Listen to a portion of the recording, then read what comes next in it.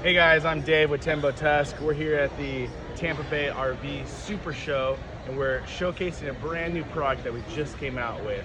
We know there's lots of variations in motorhomes and coaches, trucks, vans, whatever it is, that we don't necessarily have the perfect slide already ready for you. So we came out with the DIY slide. What it is we created the C channel in our track system. So we've got 3 different sizes to allow you to create the perfect slide system for your rig. What we've created here is we've got the C channel with the slide. We've created already holes ready to go so you can secure and mount it.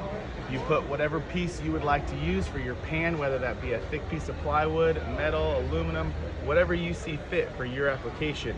We've got the 3 different sizes. We got 20-inch, 30-inch, 36 to allow that variation and to be able to create whatever you need.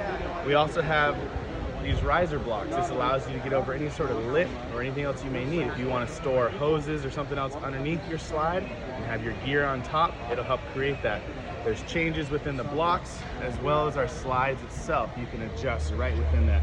So we'd love for you guys to check out our website, TemboTusk.com, and check out our new DIY slides. Thanks guys.